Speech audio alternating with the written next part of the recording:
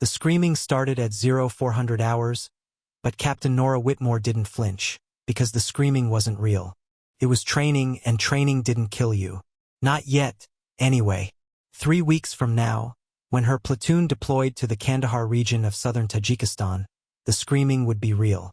The blood would be real. The weight of a dying soldier in her arms would be real. And when that moment came, she would be the only thing standing between life and death for soldiers who'd spent the last month calling her the weak medic behind her back. The pre-dawn darkness of Forward Operating Base Ridgecrest wrapped around her like a familiar cloak. She stood alone at the edge of the medical training yard, watching the chaos unfold 200 meters away. Explosion simulation, pyrotechnics, and blank fire creating the controlled chaos of a casualty scenario. 3 role-playing wounded soldiers lay scattered across the dirt, their uniforms marked with red tape designating wound severity. Around them, a squad of recruits moved in disorganized panic, their movements jerking and uncertain, their voices high and strained. This was day 1 of Combat Casualty Care under pressure. They hadn't learned anything yet except that fear made your hands shake and your thinking cloudy. Before we jump back in, tell us where you're tuning in from, and if this story touches you, make sure you're subscribed, because tomorrow, I've saved something extra special for you. Nora was 31 years old, with the lean, muscular frame of someone who'd spent a decade running through mountains, climbing walls, and pushing her body past the point most people thought was possible. Her dark blonde hair was pulled back in a tight regulation bun, severe and practical. Her face was angular, sharp-featured, the kind of face that looked young until you saw her eyes.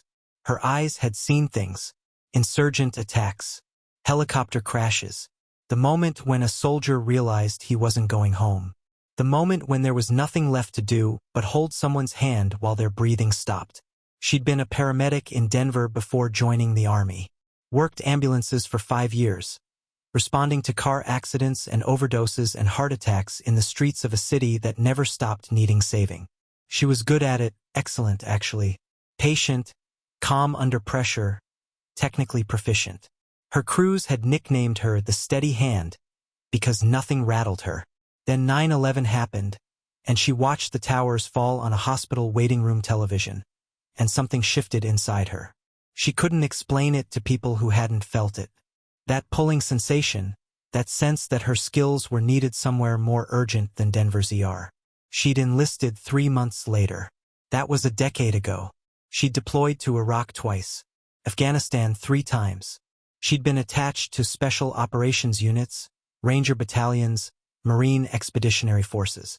She'd trained countless soldiers in Combat Casualty Care, from basic first aid to advanced tactical combat casualty care under fire.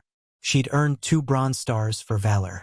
She'd been shot at, had rockets fired at her position, had a vehicle she was traveling in hit an IED that killed the driver and blinded the gunner. She'd pulled 12 soldiers from that wreckage, treated their wounds, and gotten them to a forward surgical team in time for all of them to live. The after-action report called it exceptional tactical medical decision-making under extreme duress. But none of that mattered to the recruits of Bravo Company, 2nd Platoon. None of that mattered because she was a woman, and women weren't supposed to be combat medics. The official policy said they could be. The Army had changed its regulations 3 years ago, opened all combat roles to women, sent out directives and training materials and diversity briefing slides. But policy didn't change culture. Policy didn't change the fact that most of these young men had grown up in an army that was male-dominated, that measured toughness in testosterone and aggression, that viewed women as support roles, not combat roles. She'd heard the whispers in the barracks, through the grapevine of gossip that was always faster than official communication. They're sending us a female medic?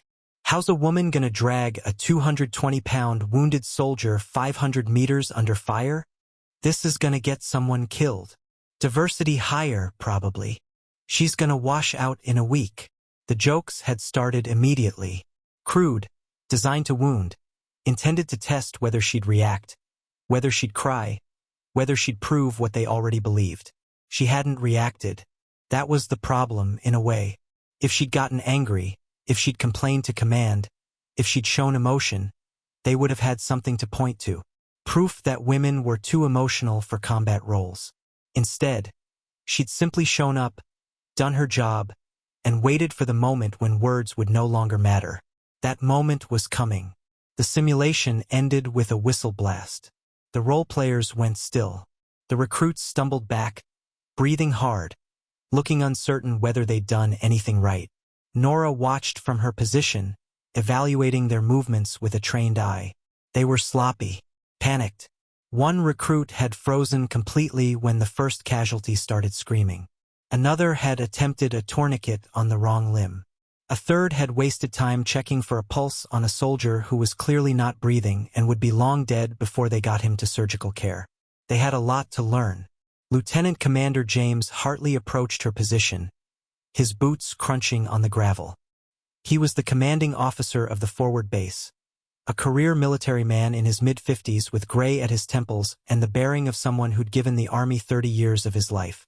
He'd been polite when she arrived 3 weeks ago, professionally courteous, which meant he was already prepared for her to fail. "Captain Whitmore," he said, his voice neutral. "How's the training progressing?" Nora turned to face him, her expression calm and professional. "Early days, sir. They're scared, which is appropriate. Better to be scared in training than in combat." Hartley nodded, but his eyes gave him away. Doubt.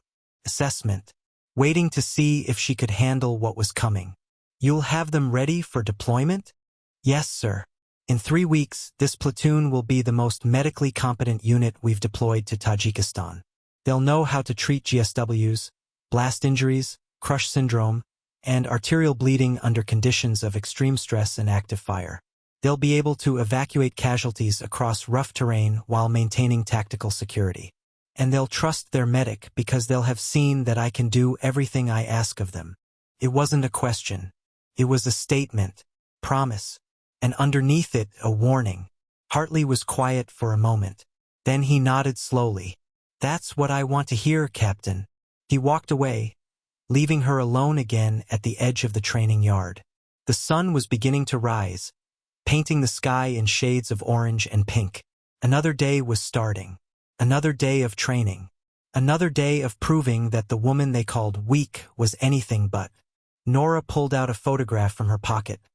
Worn, creased, the edges soft from being handled many times. For soldiers in a field hospital in Kandahar. 3 of them smiling at the camera.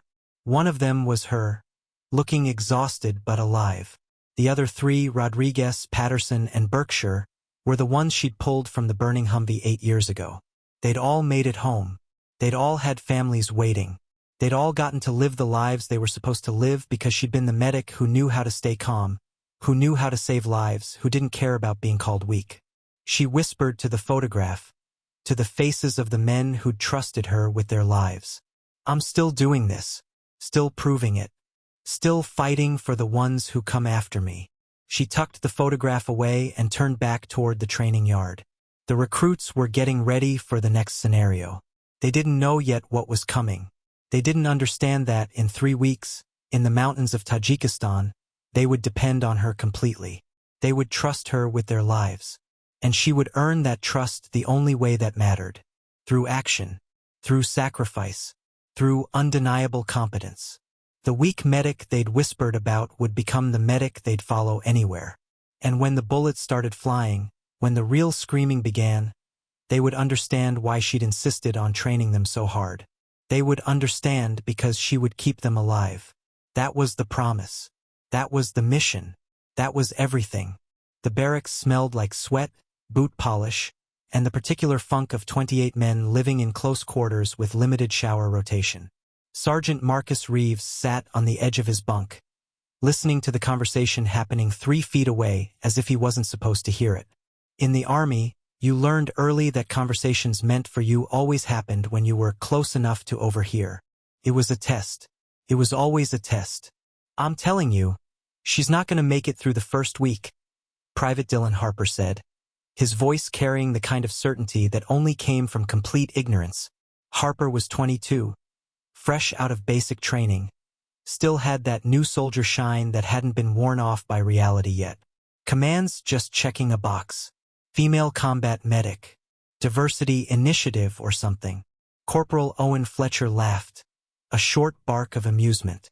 He was older than Harper, maybe 26, with the weathered look of someone who'd done one deployment to Iraq and thought that made him a war veteran. Dude, have you seen her? She's like 140 pounds soaking wet. How's someone that small gonna carry a 220-pound wounded soldier half a kilometer under fire? Yeah, exactly, Harper continued, emboldened by Fletcher's agreement. Women are built different. Less muscle density, different center of gravity. She's gonna injure herself trying to keep up, and then we're gonna be without a medic when we actually need one. Reeves kept his face neutral, kept his eyes on the maintenance manual he was supposedly reading. He'd heard variations of this conversation 6 times in the past 3 weeks. Each time with slightly different recruits, each time with the same basic argument. Women didn't belong in combat roles. It was biology. It was tradition. It was just the way things were. And the fact that the Army said otherwise didn't matter much when you were in a forward operating base where policy felt like a suggestion and culture was king. Lance Corporal Justin Watkins, who actually had 2 deployments to his name and therefore carried more weight in the informal hierarchy of the barracks, spoke up from his position on the footlocker. My squad sergeant in Kandahar told me the last female combat medic we had got injured during a casualty evacuation. Couldn't handle the physical load. They had to pull her from the field after 3 weeks. The conversation shifted. Reeves noticed the shift because it mattered. When Watkins spoke, people listened. Watkins had survived. Watkins had seen combat. Watkins had credibility. So Captain Whitmore's gonna wash out, Harper concluded. Question is whether she washes out in training or after she gets someone killed in the field. That was the moment Reeves finally looked up from his manual. He made eye contact with Harper, held it for just long enough to be uncomfortable. You know she's heard this, right? The whole base hears everything. Word travels faster than official communication. Harper shrugged, unbothered. Let her hear it. Better she knows now that we don't trust her than finds out in the middle of a firefight. Reeves didn't respond. There was no point. You couldn't argue someone out of a position they hadn't reasoned themselves into. And the truth was, he wasn't entirely sure Harper was wrong. He'd seen the statistics. He'd read the physical standards. He'd watched women in combat roles during his deployments. Some were excellent. Some struggled. And the difference usually came down to individual capability, not gender. But Nora Whitmore was an unknown. She'd arrived 3 weeks ago with a resume full of impressive credentials and not much else. She didn't socialize with the recruits. She didn't participate in the informal bonding that happened in the barracks. She showed up for training, conducted her sessions with professional efficiency, and then disappeared back to her quarters. She was a ghost, and ghosts were easy to discount. 2 kilometers away, in the battalion headquarters building, Lieutenant Commander James Hartley sat across from Colonel David Brennan, the commander of the entire forward operating base. Brennan was old Army, the kind of officer who'd started his career when women weren't allowed in combat roles, period. He'd seen the policy changes. He'd implemented them. He'd also made it clear through every action and word choice that he believed them to be a mistake. How's the female medic working out? Brennan asked, not looking up from the report he was reading. Hartley chose his words carefully. Politics in the military were subtle.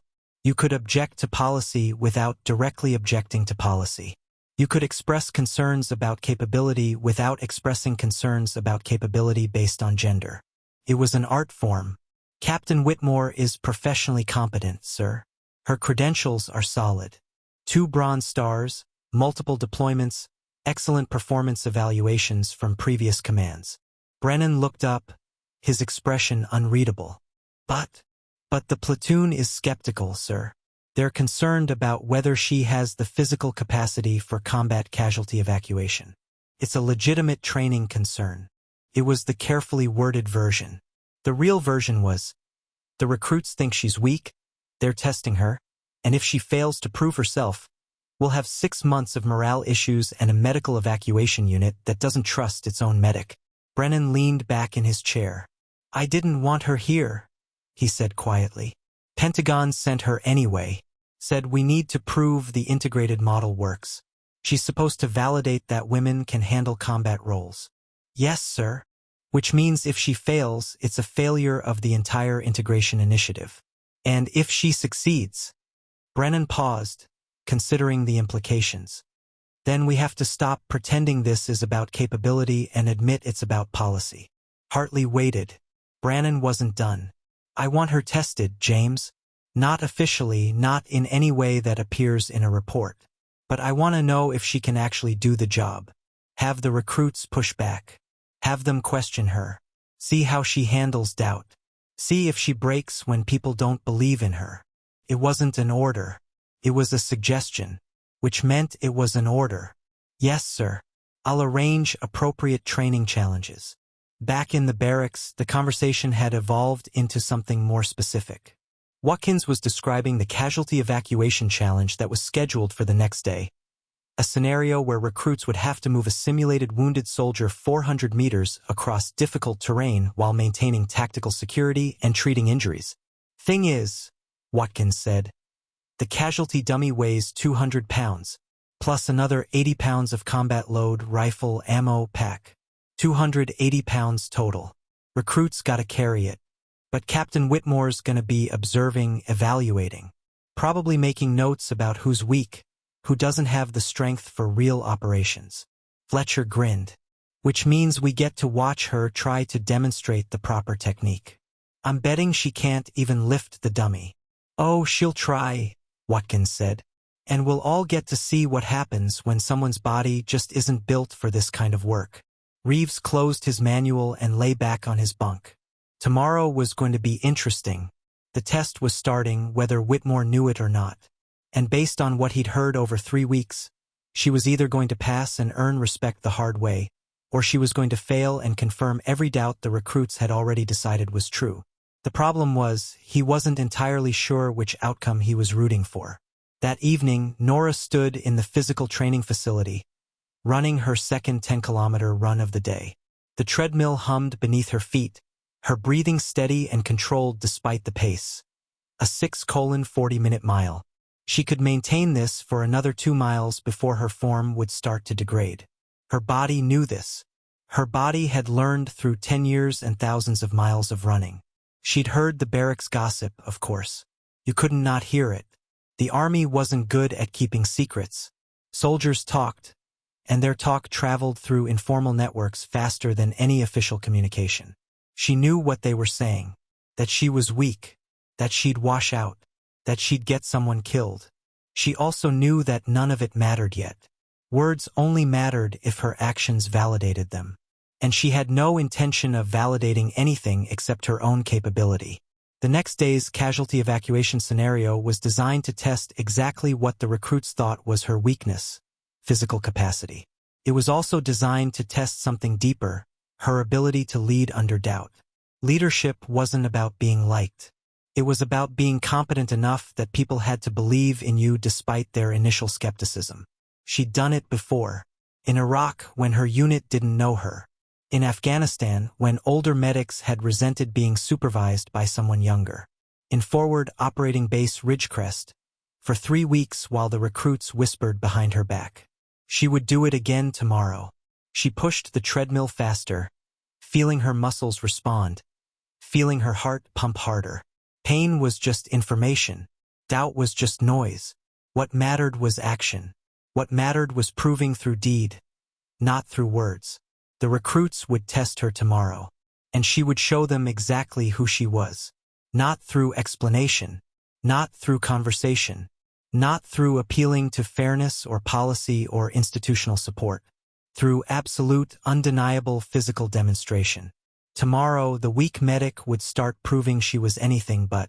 As dawn broke over Forward Operating Base Ridgecrest, the training area was prepared. A 400-meter course marked with red tape. Casualty dummies placed at intervals. Role players positioned to provide realistic stress. And 30 recruits standing at the starting point, their eyes on Captain Nora Whitmore, waiting to see if she could do what she'd been telling them to do. The real test was about to begin. The 400-meter casualty evacuation course stretched across the training grounds like a gauntlet. Red flags marked the path, undulating terrain, obstacles designed to simulate real-world difficulties. A wooden structure represented a collapsed building. Sandbags created elevation changes. A shallow trench ran perpendicular across the middle section, forcing any casualty evacuation to include a technical crossing.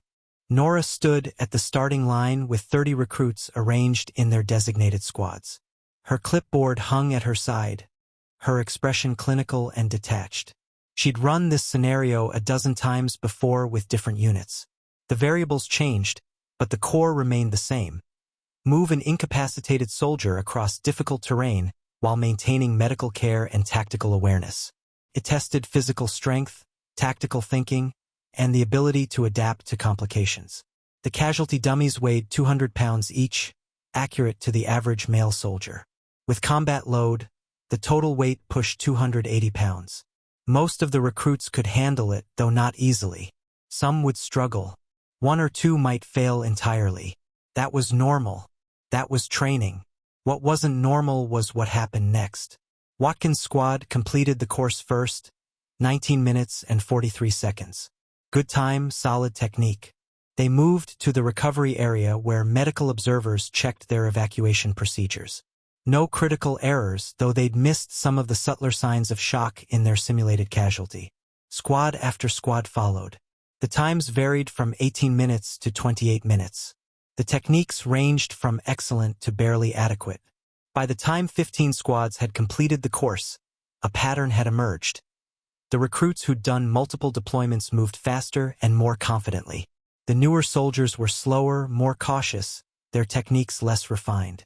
Then Nora did something unexpected. After the last squad finished, after all 30 recruits had completed the course, after the observation period when she was supposed to debrief them on their performance, she stepped forward and picked up one of the casualty dummies. The barracks went silent. Harper, who'd been making jokes with Fletcher, stopped mid-sentence. Watkins, who'd been confident in his superior performance, turned to watch. Even Reeves, who'd maintained professional distance from the gossip, straightened up to see what was happening. Nora lifted the 200-pound dummy easily, shifted it into a fireman's carry position across her shoulders. The weight settled against her body, and she adjusted her stance to accommodate the load. Her face showed no strain, no effort, no indication that she was carrying approximately 140% of her own body weight. "What I'm about to do," she said, her voice carrying across the training area with perfect clarity, "is complete this course carrying a wounded soldier, alone, under simulated combat conditions." She paused, let her eyes sweep across the recruits.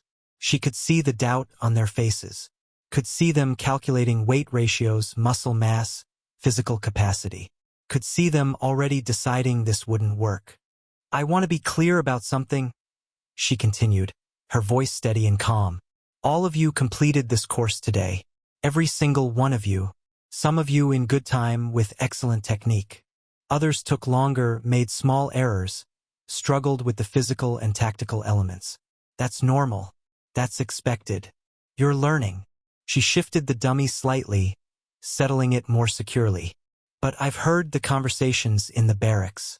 I've heard the doubts about whether a woman can do this job, whether I can do this job, whether you should trust your medic when things go sideways in actual combat."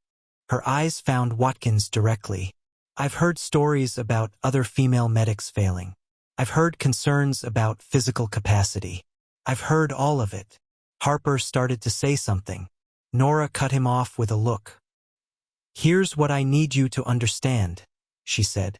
"Everything I ask you to do in training I can do myself. Not because I'm trying to prove something. Not because I'm trying to show off.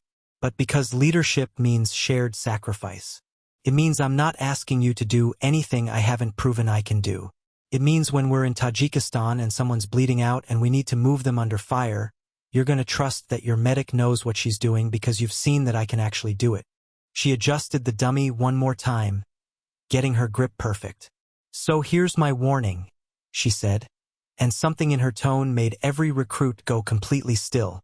"I'm going to run this course in 14 minutes. I'm going to navigate every obstacle, maintain proper casualty handling, and execute perfect technique.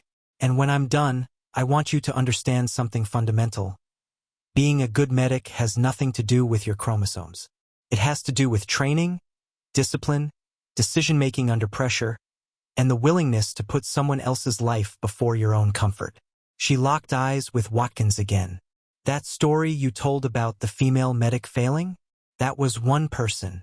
That person made mistakes. Maybe they were physical mistakes. Maybe they were tactical mistakes. Maybe they were just mistakes. I'm not that person. And I'm warning you now, don't mistake my quiet professionalism for weakness. Don't mistake my focus on training for inability. Don't mistake anything about how I present myself for anything other than someone who's earned her position through blood, sweat, and actual combat experience. The recruits were absolutely silent now. One more thing, Nora said. When I deploy with you to Tajikistan, when we're in the field and things get real, I'm not going to be your cheerleader. I'm not going to be your friend. I'm going to be your medic. And if you get wounded, if you're bleeding out, if you think you're about to die, I'm going to keep you alive. Not because you believe in me, not because you think I'm strong enough, but because that's my job, and I'm exceptional at my job. She turned toward the course, the dummy secure across her shoulders. Watch, she said simply.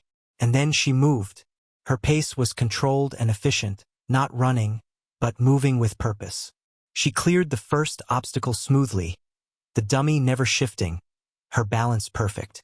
At the wooden structure, she ducked through the opening with practiced ease, her shoulders angled to accommodate the weight. The incline beyond the structure didn't slow her. Her legs drove forward with steady power, each step placing her exactly where she needed to be. The shallow trench was the technical challenge. She approached it, adjusted her center of gravity, and went across without breaking stride. The recruits could see the calculation happening in real-time: weight distribution, momentum, timing.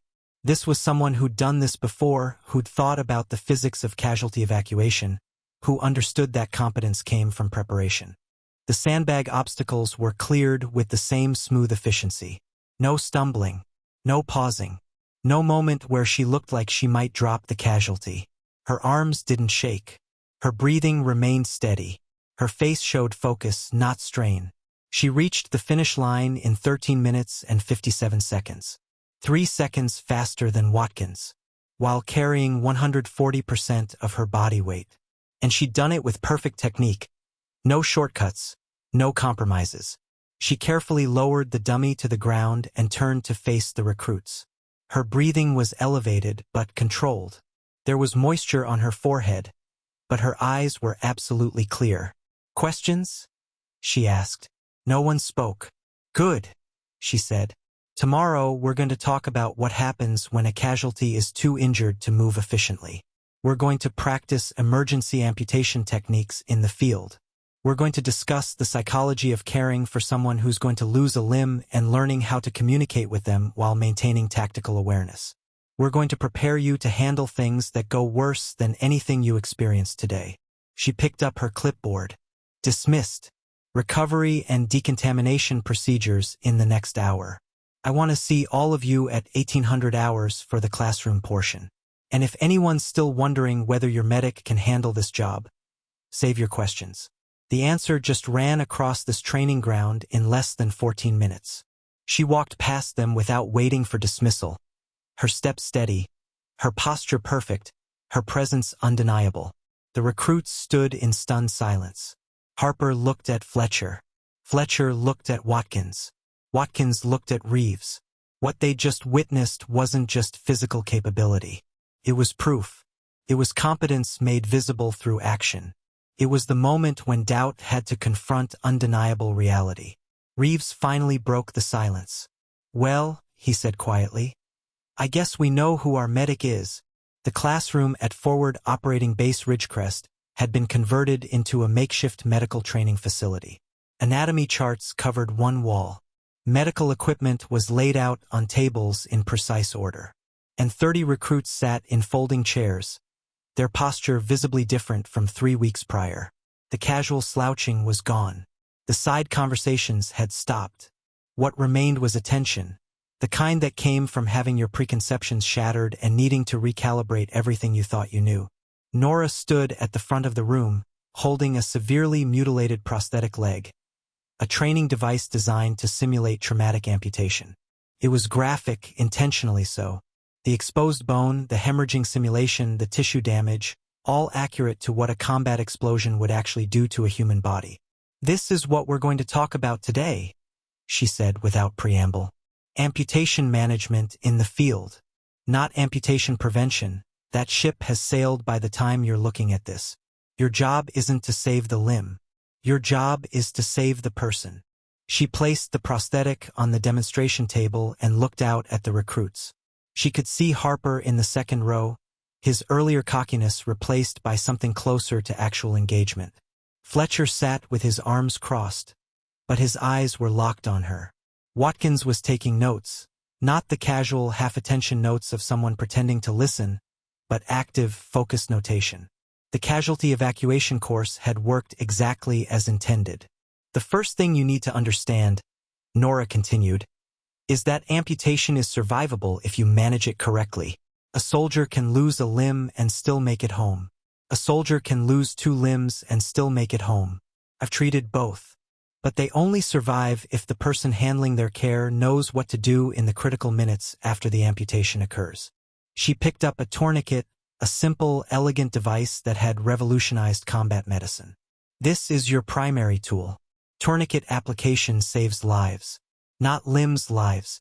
If you get a tourniquet on a limb within the critical window, you've dramatically increased survival odds. The old teaching was to be conservative with tourniquets. Only use them as a last resort. That was wrong." She demonstrated the proper application on a practice arm. Her movements were smooth, practiced, clearly the result of thousands of repetitions. High and tight. Above the knee if it's a leg. Above the elbow if it's an arm. You want it positioned where the pressure can occlude both the artery and the vein. Loose tourniquets don't work. Tourniquets in the wrong position don't work. So you learn it correctly from the beginning. Harper raised his hand. "Go ahead," Nora said.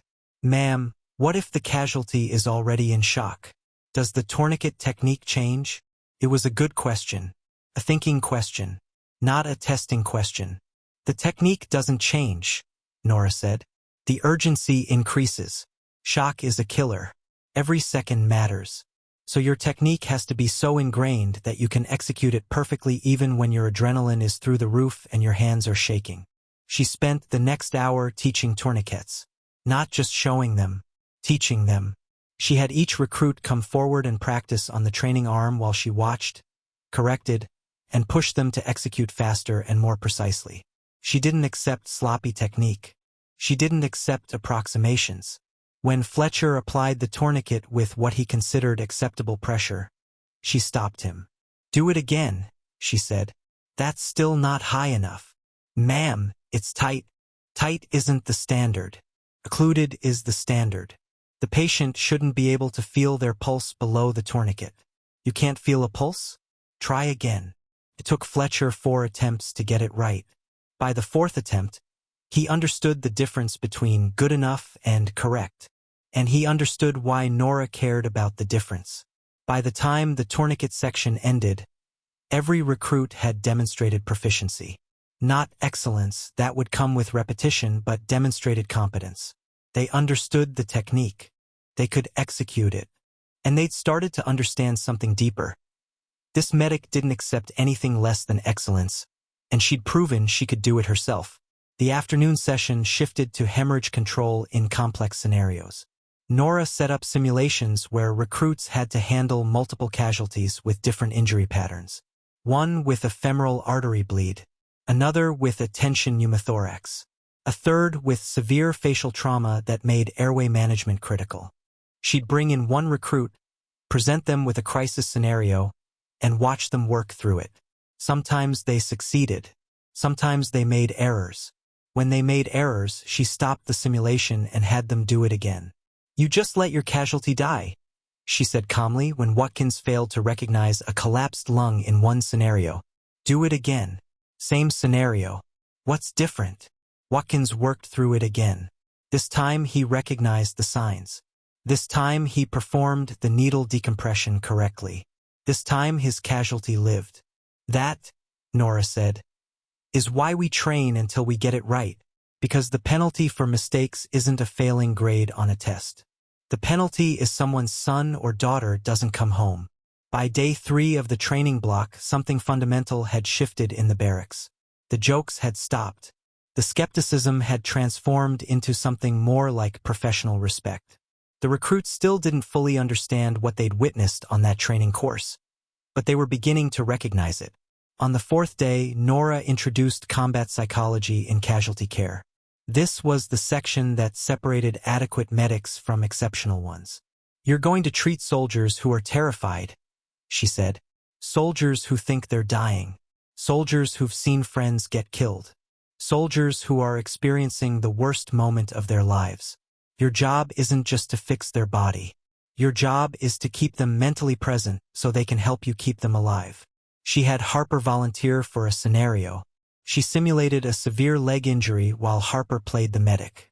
"I'm scared," Harper said, playing the casualty. "Am I going to die? Please tell me I'm not going to die." Most of the recruits would have gotten clinical, detached. They would have focused on the medical procedures and ignored the emotional reality. Harper did something different. "You're not going to die," he said, his voice calm and certain. "I'm Captain Whitmore's medic, and we keep people alive. But I need you to focus with me. Can you do that? I need you to help me help you. Your job right now is to stay conscious and breathe. My job is to stop the bleeding. We're a team. Can you do this?" It was simple. It was effective. And it was exactly what a casualty needed to hear. "Good," Nora said, stepping out of the simulation. "That's what leadership looks like. Not domination. Not clinical detachment.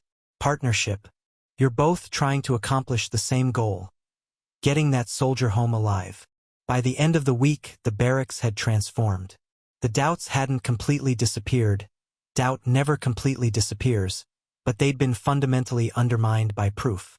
Nora had demonstrated that she could execute casualty care under stress, could teach it clearly, and could lead with a combination of competence and compassion that made people want to follow her. On Friday afternoon, Watkins approached her as she was cleaning equipment. "Ma'am, I wanted to apologize," he said, "for the things I said. About the other female medic. About doubting whether you could do this." Nora didn't smile. She didn't make him feel better about having doubted. She simply nodded. "That apology matters," she said. "But what matters more is whether you've learned. In 2 weeks, we deploy.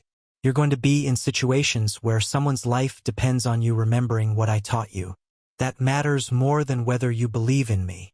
"I do believe in you," Watkins said. "After watching you all week." "Belief is a starting point." Nora cut him off. "Competence is what saves lives. Stay focused on developing competence. The belief will follow." Watkins nodded and left. Nora returned to her equipment cleaning. Week 1 of intensive training was done.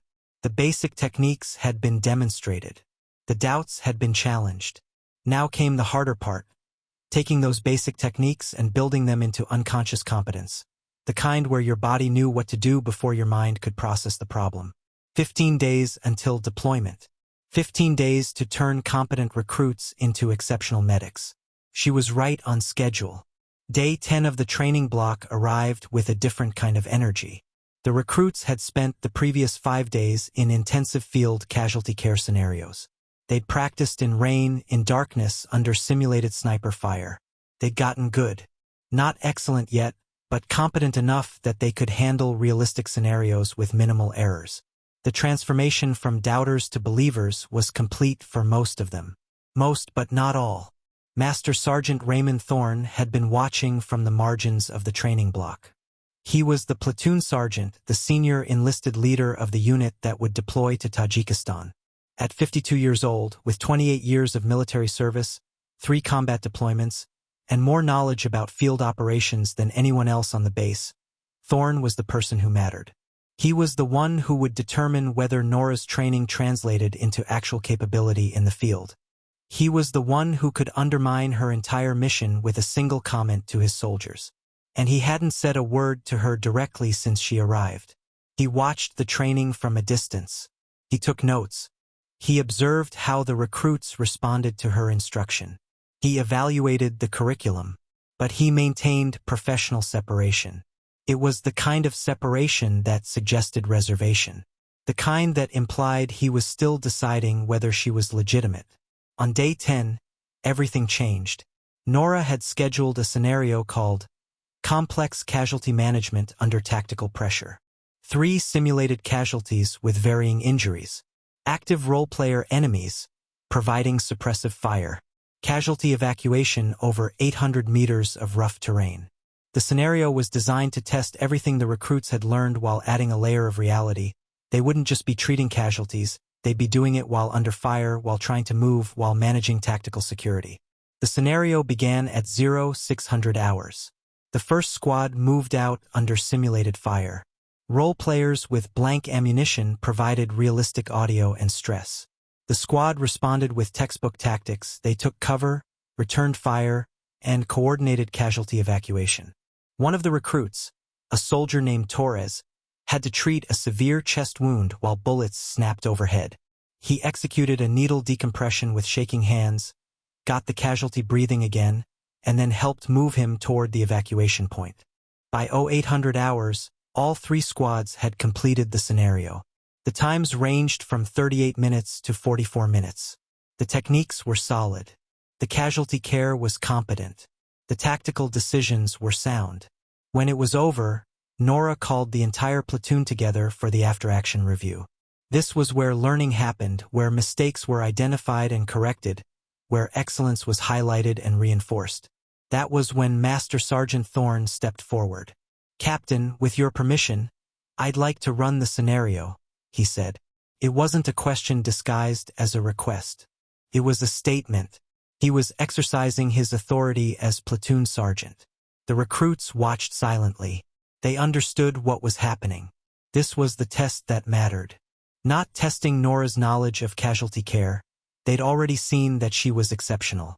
This was testing whether she could handle pressure from the top of the chain of command. This was testing whether she could maintain her authority and her composure when challenged by someone with significant power. Nora met his eyes steadily. "Of course, Sergeant. Run whenever you're ready." Thorne was built like someone who'd spent 3 decades in physical training. 6 feet tall, 220 pounds of muscle and scar tissue. His face was weathered, his eyes sharp and calculating. He'd been an army medic before becoming a platoon sergeant. He knew casualty care. He'd learned it in the field, under fire, with people's lives actually depending on his decisions. He changed into training gear and waited at the starting line. When the scenario began, Thorne moved differently from the recruits. There was no hesitation, no moment of confusion about what to do. He knew immediately where to position himself, where to look for threats, where to find casualties. He cleared the first 200 meters under fire with perfect tactical movement. The first casualty was positioned behind a barrier, a soldier with a severe abdominal wound. Thorne immediately assessed the situation. Bleeding that significant was beyond field intervention. The casualty needed a surgical team, not a medic's hands in the abdomen. He established in 4, got fluids running, applied pressure dressing, and then made the tactical decision to move the casualty toward the evacuation point immediately rather than spend time on interventions that wouldn't save the life. It was the right call, the kind of decision that came from experience. The second casualty was positioned in more exposed terrain, a soldier with a badly fractured leg. Thorne applied a tourniquet with smooth, efficient movements. No hesitation, no wasted motion. Then he improvised a carrying system using available materials and his own strength to move the casualty across open ground. The third casualty was positioned in the most difficult location, a soldier with a traumatic amputation of the lower left leg. This was the test within the test. This was the scenario designed to see how someone responded to the worst-case outcome. Thorne treated the wound with clinical precision. Tourniquet high and tight. Hemorrhage control. Then he did something Nora hadn't specifically taught because it came from experience. He spoke to the casualty the entire time, explaining what he was doing, keeping the soldier mentally engaged, managing the psychological component of catastrophic injury. "You're going to be okay," Thorne said, his voice calm and certain. "I know this looks bad. I know you're scared. But I've seen worse. People recover from this. You're going to go home. It might not be how you planned, but you're going home. Right now, I need you to focus on breathing and staying conscious. Can you do that? Preparing and narrating this story took us a lot of time. So if you are enjoying it, subscribe to our channel. It means a lot to us. Now back to the story. The role player playing the casualty nodded. Thorn continued the evacuation with the same efficiency he'd shown with the other two casualties. He completed the scenario in 31 minutes. 7 minutes faster than the best recruit time, while handling 3 casualties with increasing severity, while maintaining perfect tactical awareness, while demonstrating not just medical competence but the kind of leadership that came from decades of experience. Nora watched the entire scenario. She didn't interrupt. She didn't correct. She watched. When Thorn finished and lowered the final casualty to the ground, he turned and looked directly at her. There was a moment of silence, a moment where everything hung in the balance, a moment where 28 years of military experience faced off against 10 years of combat medical deployment. Thorn walked over to her. The recruits held their breath. "That's good training," he said. His voice was quiet but carried clearly. "I've seen a lot of medics in my career. I've seen some good ones, some bad ones, some who panic, some who make mistakes that cost lives." He paused. "You're running a program that produces competent medics who understand the weight of what they're doing. That matters." Nora didn't smile. She didn't accept the compliment as if it was personal validation. She simply nodded. "Thank you, Sergeant. That feedback is valuable." "I mean it," Thorn continued. "I was skeptical when you arrived. I'm old Army. I remember when the role of combat medic was exclusive.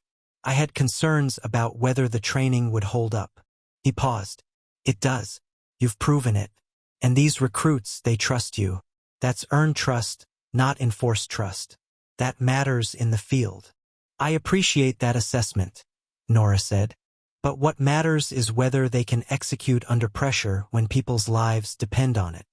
"They can," Thorn said, "because you've trained them right, and because they're going to follow someone they believe in."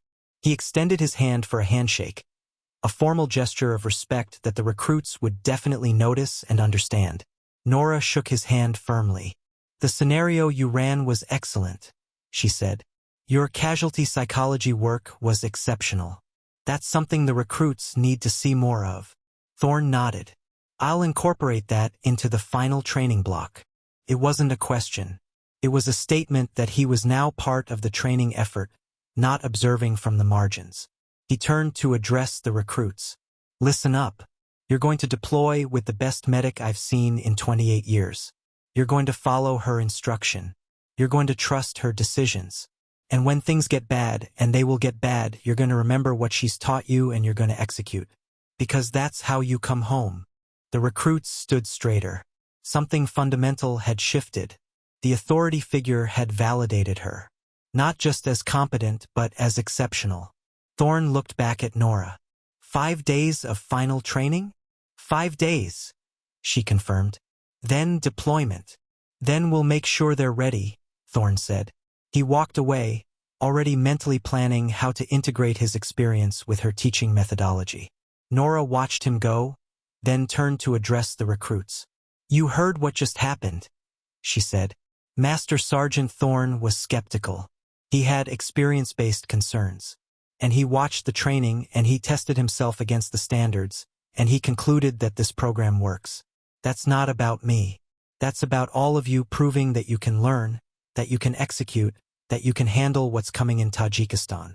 She paused. 5 more days of preparation. Then you deploy with the best medic you can have. And I'm going to deploy with the best soldiers I can train. We're going to work together. And we're going to bring everyone home. The recruits understood. The ultimate validation had come. The senior enlisted leader had accepted the female medic as legitimate. The doubts were officially over. Now the real work, the final preparation, could begin. The phone call came at 2,300 hours. During the window Nora had blocked off for equipment maintenance and administrative work. Her satellite phone buzzed on her desk in the quiet quarters she'd been assigned at Forward Operating Base Ridgecrest. The number was from the Pentagon, specifically from the Medical Corps Division, the branch that had pushed for female combat medic integration 3 years ago and had been quietly watching her progress ever since. The voice on the other end was Colonel Lisa Carmichael, the director of the Integration Initiative. "Captain Whitmore," Carmichael said without preamble, "I'm calling to check on your progress. How's the training going?" Nora knew this call was coming. She'd been expecting it for weeks. The Pentagon didn't send female combat medics into forward operating bases and then ignore what happened. They tracked it. They monitored it. They collected data. Because if Nora succeeded, it validated the policy. And if she failed, it gave ammunition to everyone who'd testified against integration. "Training is progressing on schedule, Colonel," Nora said carefully. "The recruits have demonstrated solid competency in casualty care under pressure. Master Sergeant Thorne, the platoon sergeant, has validated the training methodology. Deployment readiness is expected to meet all standards." "Good to hear," Carmichael said. "But I need you to understand something, Captain. You're not just training a medical unit. You're not just preparing to deploy. You're the proof point for an entire policy initiative. If you succeed, if this unit deploys successfully, if casualties are handled well and soldiers come home, it validates everything we fought for. It opens doors for the women who come after you. But if you fail, if there's a casualty incident, if something goes wrong that can be attributed to your judgment or capability, it doesn't just hurt your career. It harms every woman who wants to wear a medical insignia in a combat role." Nora was quiet for a moment. She'd known this intellectually, but hearing it stated so directly, from someone in a position of authority, made it real in a different way. "I understand the stakes, Colonel," Nora said. "Do you?" Carmichael's voice took on an edge. "Because I need to be honest with you about something. Before you were assigned to Ridgecrest, there was significant opposition to this deployment. Influential people argued that you shouldn't go, that the risk was too high, that a female medic would underperform under pressure, that the cultural complications in a forward operating base would be too difficult to navigate." "Yes, Colonel. I'm aware. I fought for you," Carmichael continued. "I looked at your record. 2 Bronze Stars. 3 successful deployments.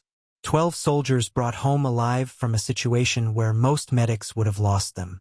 I said, "Yes," she goes, "and if she fails, I fail. If you fail, Captain, you don't just hurt yourself. You hurt me. You hurt every woman in this service who believed we could do this job. You hurt the women who will come after you who won't get the opportunity because we'll have proof that we were wrong." The weight of that statement settled into Nora's chest like a physical thing. "Understood, Colonel. I won't let that happen." "I hope not," Carmichael said, "because deployment is one thing. Training is one thing. But when you're in Tajikistan, when you're actually treating combat casualties under fire, when lives are actually on the line, that's when this matters. That's when policy becomes reality." After Carmichael hung up, Nora sat in the darkness of her quarters for a long time. She pulled out the photograph from her pocket, the one she kept with her always. 4 soldiers in a field hospital. 3 smiling. 1 with an X marked through the face. This was why she kept it. Lieutenant James Garrett had been her brother. 3 years older. Had joined the Army 2 years before she did. Had been a platoon leader in the 10th Mountain Division. And had been killed in an ambush in Afghanistan in 2015, before Nora had even deployed for her first combat tour. She'd watched his body come home. She'd sat with her parents while they received the flag. She'd stood at Arlington Cemetery and watched them lower his casket into the ground. And she'd made a decision in that moment that would define the rest of her life. She would make sure no other family had to do that. She would train soldiers so well they came home. She would treat casualties so competently they survived. She would be so excellent at her job that the training she provided would translate to lives saved. James had died because the soldiers around him weren't prepared. Not fully. Not completely. The after-action review had been clear about that. Better preparation would have changed the outcome. Different decisions would have changed the outcome.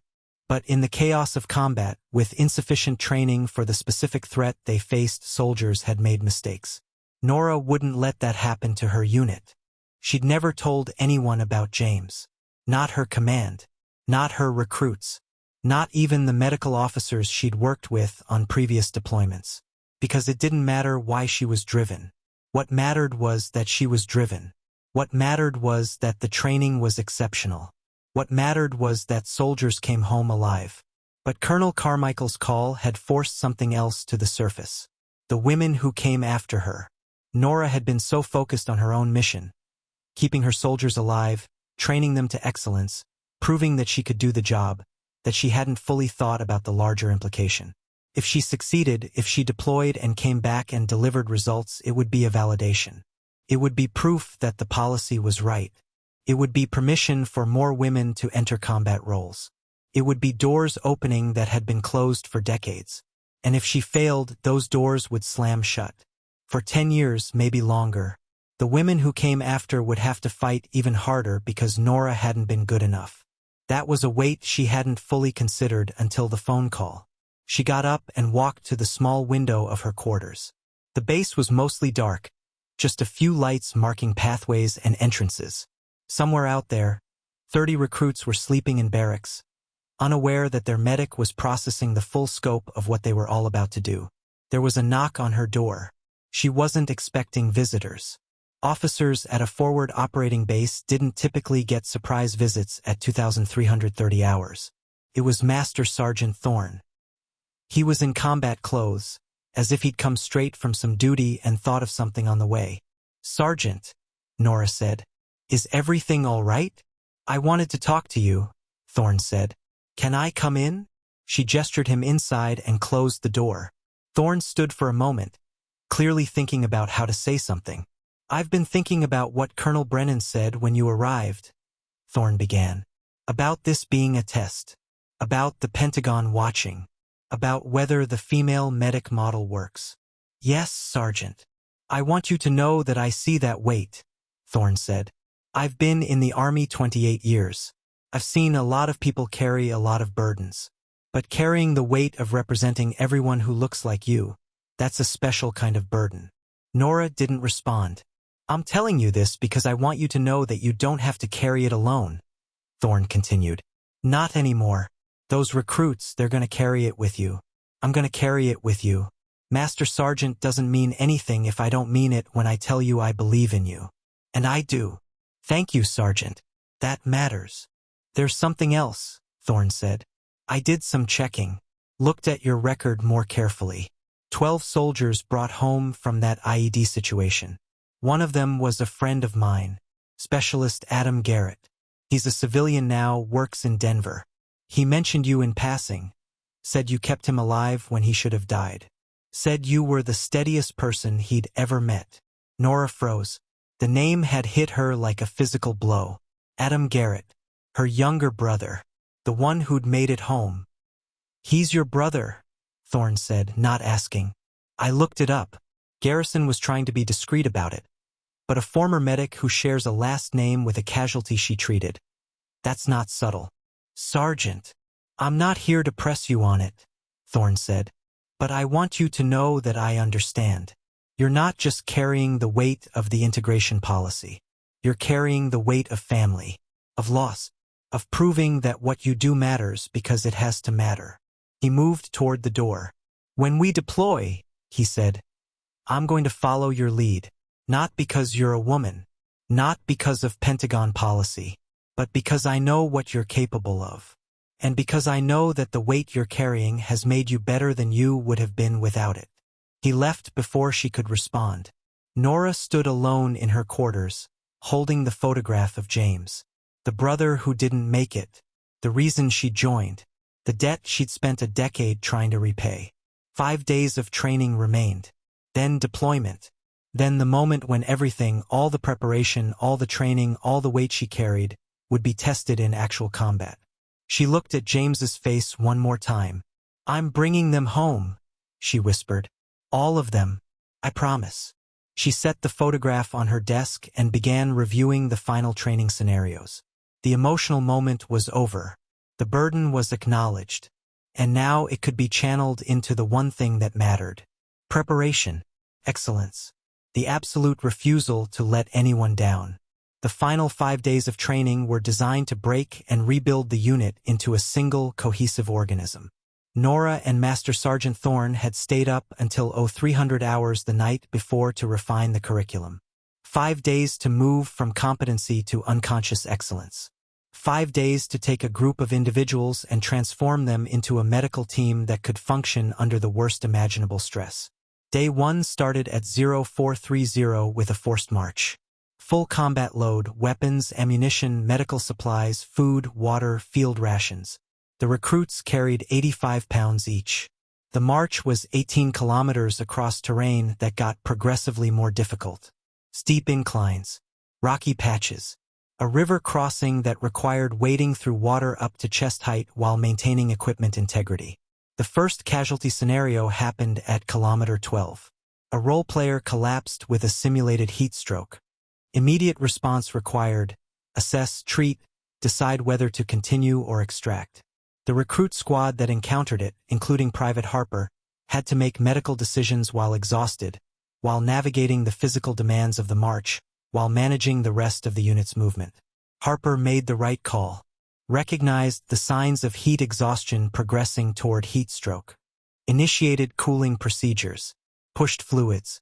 Made the decision to slow the march and monitor rather than extract, because extraction meant the entire unit would be slowed. Good, Nora said when they reported back. Now do it again. Next casualty in 2 kilometers. Different presentation. Different complexity level. The march continued. By kilometer 15, 3 more casualty scenarios had been introduced. Each one required the recruits to make decisions while tired, while their bodies were screaming for rest, while the physical demands competed with the cognitive demands of medicine. When they completed the 18-kilometer march, which took them 5 hours in extreme heat, they didn't get to rest. Instead, they immediately moved into a field medical clinic scenario where they had to process 15 simulated casualties with varying presentations. Triage decisions. Treatment prioritization. Resource management when supplies were limited. Thorne worked alongside them, coaching, correcting, pushing for faster decision-making and more confident execution. Nora observed from a position where she could see the entire operation, occasionally stopping someone to correct technique or questioning their decision-making. "Why did you use the 4 in that casualty?" she asked Watkins, who'd just treated a soldier with a moderate wound. "Because the casualty was in shock and fluid resuscitation." "Is this casualty in shock?"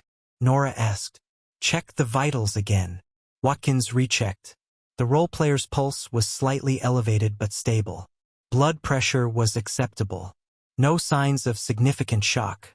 "No, ma'am," Watkins admitted. "Then you wasted a resource," Nora said coldly. "That 4 could have been used on the next casualty who actually needs it. In the field, resource management is medical management. Limited IVs means you have to choose who gets them and who doesn't. Make better decisions." It was harsh, but it was the truth of combat medicine. And by day 5, all the recruits understood it. Day 2 was night operations under stress. The recruits had to conduct casualty treatment in complete darkness, using only red lens flashlights to preserve night vision. They had to treat wounds they couldn't fully see. They had to make decisions based on palpation and feeling rather than visual assessment. They had to work with partners who couldn't see each other clearly. They had to maintain security while providing medical care. One recruit, Torres, froze momentarily when asked to perform a cricothyrotomy, an emergency airway procedure, in near-total darkness on a mannequin. Nora waited for him to recover, but he didn't.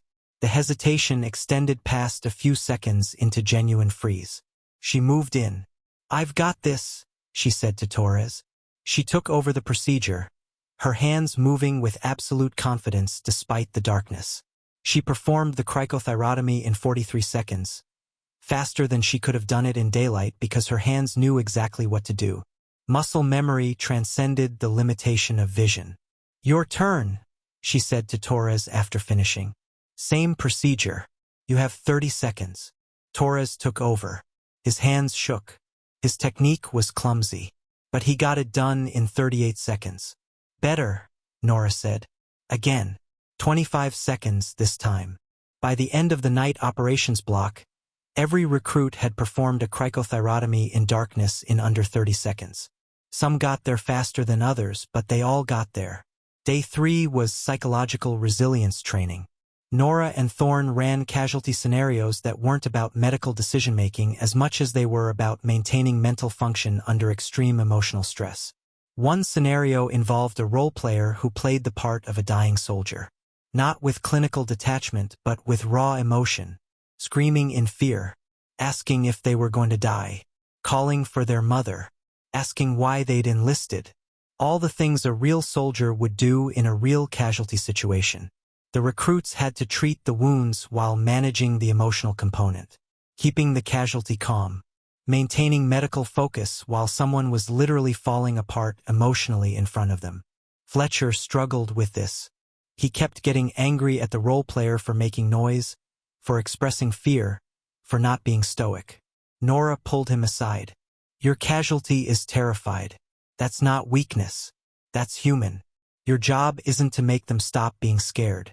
Your job is to treat them while they're scared. You can be clinical and compassionate simultaneously. She demonstrated. She had a different role player simulate a casualty, and she treated them while speaking calmly, acknowledging their fear, explaining what she was doing, keeping them focused on staying alive. It was technical competence combined with human compassion. It was medicine and psychology happening simultaneously. That, Nora said to Fletcher, is what you're learning. Not just to treat wounds, but to keep people human while you're saving their lives. Day 4 was combined operations, physical exhaustion, tactical movement, medical decision-making, and psychological resilience all happening simultaneously. A 10-kilometer movement to contact scenario where the recruits had to navigate terrain, encounter simulated enemy, return fire, manage casualties, and treat wounds all while their bodies were fatigued and their minds were stressed. By midday, the recruits were operating on fumes. Their muscles ached. Their decision-making was slower. Their execution was sloppy. Nora's response was to increase the complexity. Second casualty incoming, she called. Multiple blast injuries. Estimated 4 minutes out. The recruits groaned internally but moved to prepare. They were exhausted, but they adapted. They made the preparations. They set up the casualty treatment area. When the scenario casualty arrived, they executed not perfectly but competently. With tired hands and tired minds, they still delivered effective medical care. This, Thorne said to them during the debrief, is why we train at your limit and beyond. Because in combat, you don't get to quit when you're tired. You keep going. And now your body knows it can. Day 5 was the final integration exercise. Everything they'd learned compressed into a single, continuous scenario. A platoon-sized unit would simulate an engagement in mountainous terrain. Multiple casualties at different locations. Tactical movement required to reach them. Medical treatment under fire. Evacuation across difficult terrain. And the recruits, all 30 of them, had to function as a single medical team. Nora and Thorne positioned themselves as observers and instructors, watching how the recruits responded to the most realistic scenario they'd encountered. Watkins took charge of the medical coordination, calling orders and prioritizing casualties. Torres managed the treatment of the most critically wounded. Fletcher coordinated tactical security while medical teams worked. Harper managed evacuation logistics. The scenario lasted 4 hours. At the end, all casualties had been successfully treated and evacuated. The unit had functioned as a cohesive medical team. The decision-making had been sound. The execution had been competent. Nora gathered them for the final debrief. "You've transformed," she said simply. "5 days ago, I was the weak medic you whispered about. You doubted my capability. You questioned whether you could trust me in the field." She paused. "You stopped doubting after the casualty evacuation course. But you didn't truly understand until today." She gestured around the training area. "You are now the most prepared medical unit I've trained in my career. You understand not just the technical aspects of casualty care, but the human and tactical dimensions. You know how to function under exhaustion. You know how to maintain competence when everything is difficult. And you know that your medic?" She paused, letting them process. Is someone who will never ask you to do anything she hasn't proven she can do herself. She looked directly at each recruit. Tomorrow we deploy. The training is over. The real test begins. Everything we've done here translates to soldiers staying alive in Tajikistan. Make it matter. The recruits stood silently, their bodies exhausted, their minds clear, their commitment absolute. Thorne placed a hand on Nora's shoulder. They're ready, he said quietly. We're all ready, Nora replied. That night, the barracks were quiet. The recruits were too exhausted for conversation, too mentally drained for the kind of processing that usually happened after a training block. They slept the sleep of soldiers who'd pushed themselves to their limit and found they could go further. Nora stayed up, reviewing deployment checklists, ensuring all equipment was accounted for, confirming that the final medical supplies were loaded and ready. She'd done this before. She'd deployed 3 times. But this time was different. This time, she was deploying with soldiers who'd learned from her, who'd tested her, who'd accepted her, who now trusted her completely. She pulled out James's photograph one final time. We're ready, she whispered. Whatever comes in Tajikistan, we're ready for it. She packed the photograph carefully in her field pack, next to her medical supplies and her emergency equipment. Tomorrow, the real mission began. The C-130 Hercules touched down at Bagram airfield in the pre-dawn darkness, its massive engines screaming in reverse thrust as it decelerated across the runway. Inside the cargo hold, 30 recruits and 1 captain sat in canvas seats along the fuselage walls, their gear strapped around them, their faces showing the particular exhaustion that comes from 14 hours of military air transport through multiple time zones and the psychological weight of arriving in a combat zone. Nora sat near the rear ramp, her helmet on her knees, watching the recruits. They were quiet. No nervous chatter. No attempt at camaraderie or jokes. What remained was focus, the kind that soldiers developed when they understood that the training was over and the real test had begun. The ramp lowered with a hydraulic whine, and the heat and dust of Afghanistan hit them like a physical force. Different from the North Carolina heat. Drier. More intense. The kind that sucked moisture from your lungs and made you immediately understand why hydration was critical in this environment. A Tajik Army liaison officer, Major Hassan Amir, waited at the bottom of the ramp. He was in his early 40s, with the bearing of a professional soldier who'd spent 20 years navigating the complexities of fighting in mountainous terrain against enemies who knew that terrain better than any foreign force ever would. Captain Whitmore, he said in accented but clear English. Welcome to Forward Operating Base Panjshir. We are prepared for your training of our medical personnel. Nora saluted. He returned it with precision. Major, thank you for hosting us. My unit is ready to begin integration with your forces immediately. What followed over the next 2 weeks was a careful, methodical training integration. The Tajik soldiers, elite mountain fighters who'd been operating in this terrain for years, were initially skeptical of the American training. They were used to field medicine that was practical, direct, minimal. American casualty care protocols seemed overly complicated to them. Nora's approach was to demonstrate, not explain. She had her recruits work alongside the Tajik soldiers, showing through action rather than lecture what the training protocols could accomplish. She had Watkins teach a Tajik medic the advanced tourniquet techniques. She had Fletcher coordinate casualty evacuation with Tajik soldiers. She had Harper manage triage in a scenario with mixed casualties, American recruits and Tajik roleplayers. By day 10, the skepticism had transformed into respect. The Tajik soldiers began requesting instruction on specific techniques. They asked questions about decision-making frameworks. They wanted to understand the why behind the American protocols, not just the how. Major Amir watched the integration progress with visible approval.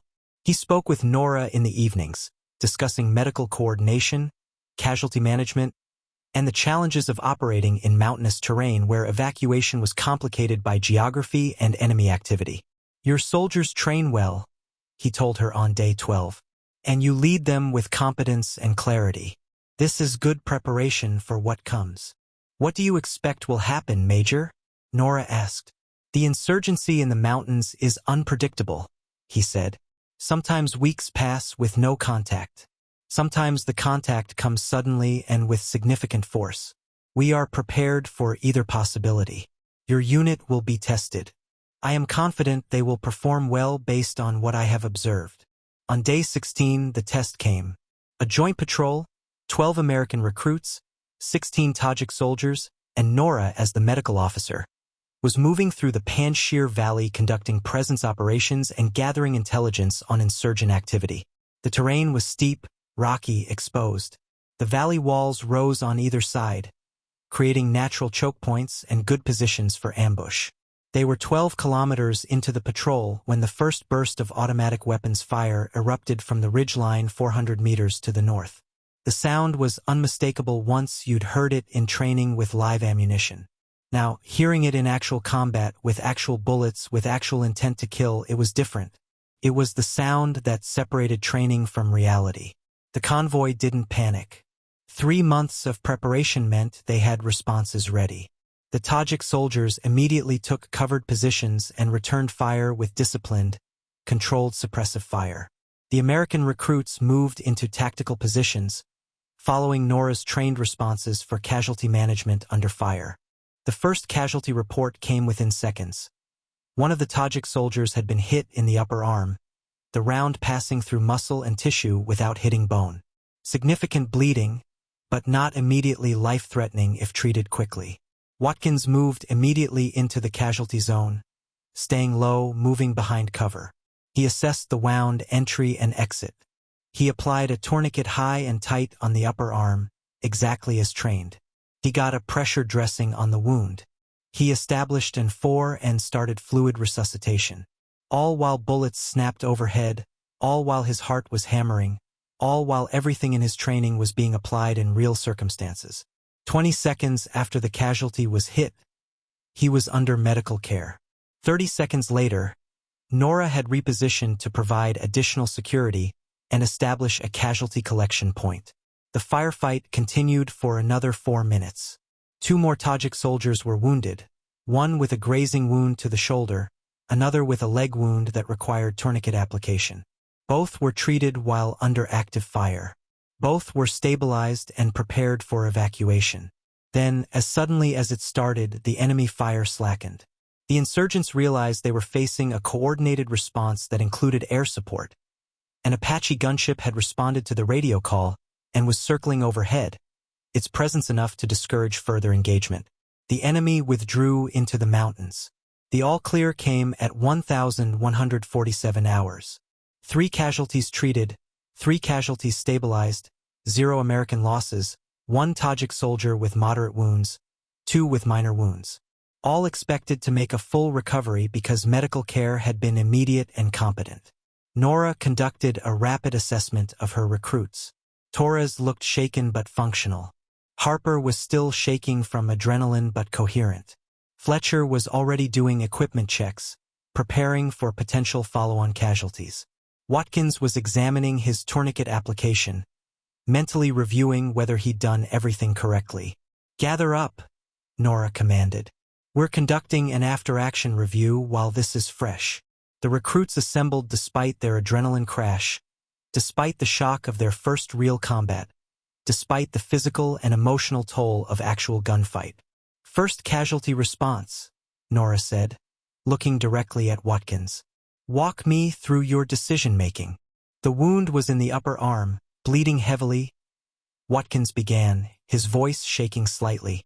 "I determined that a tourniquet was the appropriate response based on the location and severity. I applied high and tight, verified occlusion, then addressed hemorrhage control and for access for fluid resuscitation." "And the casualty?" Nora asked. "Responsive, alert, arm sensation intact below the tourniquet, vital signs stable before evacuation." "Good," Nora said. "You saved that soldier's life. The difference between a tourniquet applied in 30 seconds and a tourniquet applied in 2 minutes is massive in terms of blood loss and shock progression. You did it right." She moved to the other casualties, reviewed the decisions made, identified what had worked and what could have been done differently. The after-action review lasted 20 minutes. By the time it was done, the adrenaline had worn off enough that the recruits could process what had happened. Major Amir approached Nora as she finished the debrief. His expression was serious. 3 of my soldiers would be dead if not for your medical response, he said quietly. All 3 had significant wounds that would have been fatal with delay. Your training, your soldiers' training, kept them alive. They're receiving full trauma center level care at the Forward Surgical Team, Nora said. All 3 will make a full recovery. Because your recruits knew what to do, Amir emphasized. Because you had trained them to execute under conditions they'd never experienced until today. He extended his hand for a formal handshake, the same gesture Thorne had made at Forward Operating Base Ridgecrest, but with more weight because this came after actual combat, after actual proof. Your unit is exceptional, Captain. I will be requesting extended American advisory presence when your deployment ends. The medical training integration has proven invaluable. That evening, back at the Forward Operating Base, Nora sat alone in her quarters reviewing the incident reports. 3 casualties treated in active combat. 3 casualties expected to make full recovery. 0 American casualties. 0 additional Tajik casualties. The medical response had been textbook execution under pressure. Everything she'd trained for, everything she'd prepared them for, everything had worked. She pulled out James's photograph. Her brother who didn't make it home. The reason she'd done all of this. We did it, she whispered. 3 soldiers alive today because of what we trained. 3 families that still have fathers and sons. This is what it was for. This is what all the preparation meant.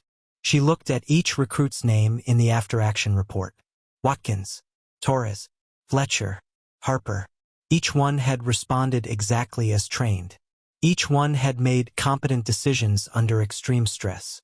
Each one had proven that preparation translated to capability, and capability translated to lives saved.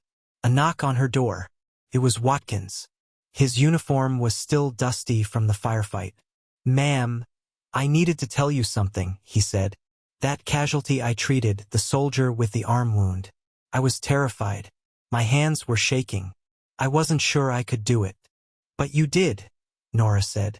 "Because of the training," Watkins continued. "Because we'd done it so many times that my body knew what to do even when my mind was panicking. That tourniquet went on automatically. The 4 went in automatically. Everything I trained for just happened." Nora nodded. This was exactly what she'd been trying to teach them. "That's the whole point," she said. "Excellence under pressure comes from repetition until it becomes unconscious. You don't have to think about it anymore.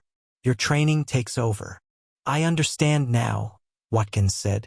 "Everything you did, the harsh corrections, the repeated drills, making us do it again and again until we were perfect, it all mattered. It saved a life today," Nora said simply. Watkins left, and Nora returned to her review of the incident reports. The first real test had been passed. The training had held up. The recruits had proven that they could handle combat casualty care under fire. The mission was working. The legacy was building. And somewhere in the mountains of Tajikistan, 3 soldiers were alive who might have been dead, thanks to the preparation and training of 1 female medic and 30 soldiers who'd learned to believe in competence over prejudice. The email arrived at Forward Operating Base Panjshir at 0300 hours, sent from the Pentagon's Medical Corps Division, marked urgent and routing through every senior command channel. Nora read it once, then read it again, making sure she understood the implications. The subject line was straightforward: Commendation and Promotion Authority. The body outlined what had happened in the 7 weeks since the ambush in Panjshir Valley. The incident report had been filed. It had been reviewed by command. The 3 Tajik soldiers had been treated at the Forward Surgical Team and evacuated to a rear surgical hospital where they underwent successful corrective surgeries. All 3 were expected to make full recovery. Medical records indicated that immediate tourniquet application and 4 access had been critical factors in their survival. The incident had become a case study in casualty management under fire. It had been distributed to training commands across the Army. And it had become a proof point for something larger. The email continued, "Captain Whitmore's medical training program has demonstrated measurable success in a real combat environment. The casualty outcomes exceed standard expectations for this type of engagement. Personnel trained by Captain Whitmore have demonstrated exceptional decision-making capability under extreme stress. Based on this performance, and in recognition of successful program implementation and proven capability in a combat advisory role, the following actions are being taken. Nora skipped to the specific actions listed. 1. Promotion to Major, effective immediately. 2. Selection for the Medical Corps Leadership Development Program at Walter Reed Army Institute of Research. 3. Designation as the lead instructor for the Advanced Combat Medical Training course, a position that would require her to develop curriculum for all Army medical personnel in combat roles. 4. Authorization to expand the Female Combat Medic Training Program to 5 additional Army bases. 5. Formal commendation from the Surgeon General for exceptional medical leadership and program development. The email closed with a note from Colonel Carmichael, the Pentagon official who'd called Nora at Forward Operating Base Ridgecrest and explained the weight of what she carried. Major Whitmore, you've done what was asked of you and more. You've proven that capability transcends traditional boundaries. You've shown that excellent training produces excellent outcomes regardless of gender. You've opened doors that will benefit the medical corps for years to come. Your next assignment is to institutionalize what you've learned so that the next generation of combat medics, male and female, can build on your foundation. Well done. Nora sat with the email for a long time, processing what it meant. Promotion was expected. That was standard for performance like what she demonstrated. But the other elements, the curriculum development position, the program expansion, the authorization to transform medical training across the entire Army, that was different. That was institutional change. That was the legacy work. Master Sergeant Thorne found her an hour later, sitting alone on the forward operating base perimeter, looking out at the Tajik mountains. You got the email, he said. It wasn't a question. News travels fast, Nora replied. The base commander briefed all senior enlisted leaders, Thorne said. Major Whitmore. He used her new rank deliberately. Congratulations. You've earned it. It's not about me, Nora said. It's about what this means for the program. Thorne sat next to her on the barrier wall. It means everything, he said. You came to Ridgecrest and you were the weak medic. People doubted you, and you proved through action that capability matters more than gender. Now the Pentagon is saying, officially, institutionally, that they agree. The next part is harder, Nora said. Easy to prove yourself as an individual. Harder to change systems. You'll figure it out, Thorne said. You've figured out everything else. Over the next 3 weeks, as the deployment continued, the implications of the promotion and new assignments became clear. Other female soldiers from different branches began requesting training. Medical officers from other commands started reaching out, asking questions about the curriculum Nora had developed. Command channels that had previously been skeptical started expressing interest in integration initiatives. The change was happening, not because anyone was forced to agree with it, but because the results were undeniable. 3 soldiers alive. Multiple combat engagements handled with competence. A program that produced measurable outcomes. The recognition extended beyond the Pentagon. Major Amir formally requested that Nora extend her deployment by 4 months to continue training Tajik medical personnel. He wrote a letter to the U.S. Army stating that American training had enhanced his unit's capability and that the partnership was invaluable. That letter made it to the State Department. From the State Department, it made it to the Joint Chiefs.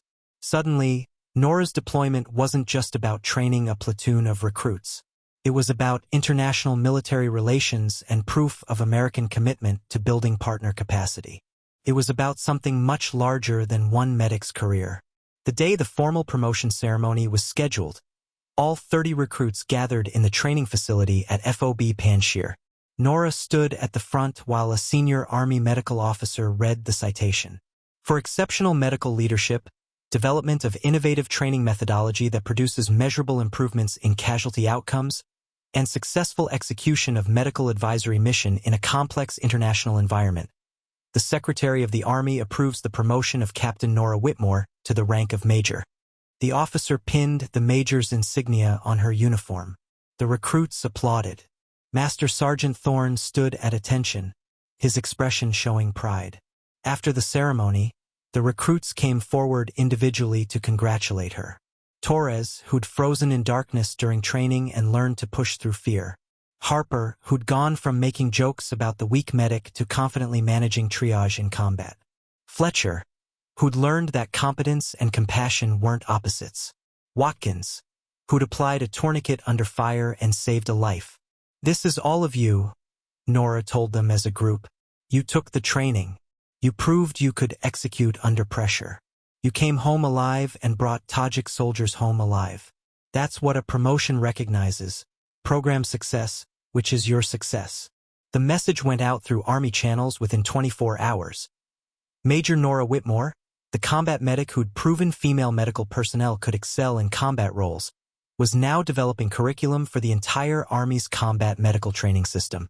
She would be responsible for standardizing the training that had saved lives in Tajikistan across the entire force.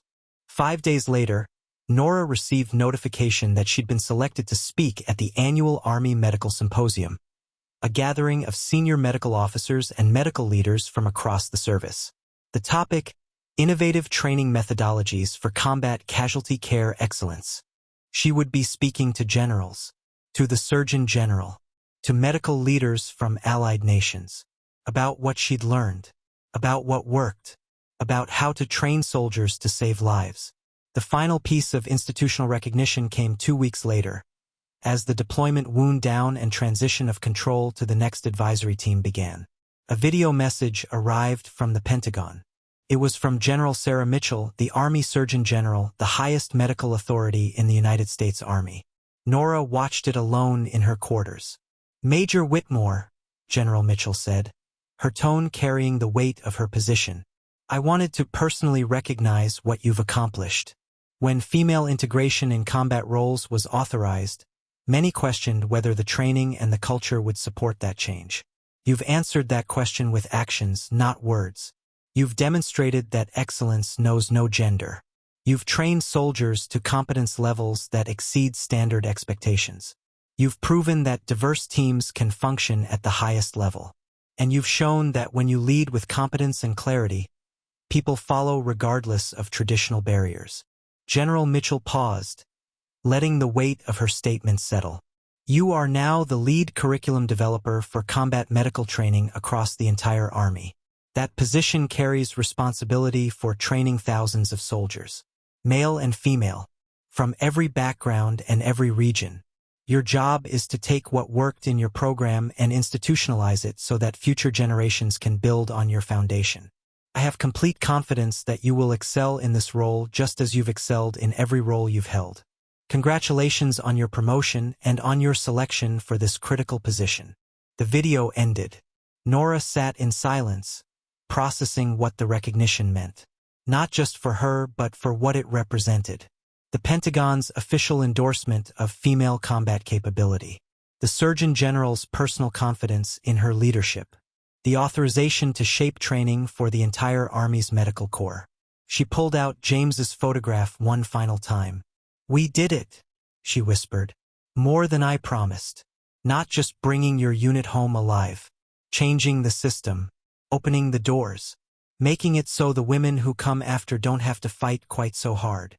She set the photograph down and began reviewing the curriculum development materials that had been sent with the general's video. This was the next phase. Not training one unit.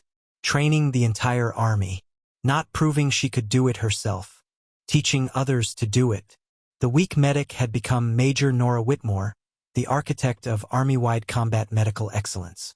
But more than that, she'd become the proof that capability matters more than appearance, that excellence transcends tradition, and that when you lead with competence and clarity, systems change. Her phone buzzed. A message from Colonel Carmichael. "The Pentagon is already receiving requests from other nations' militaries asking about your training program.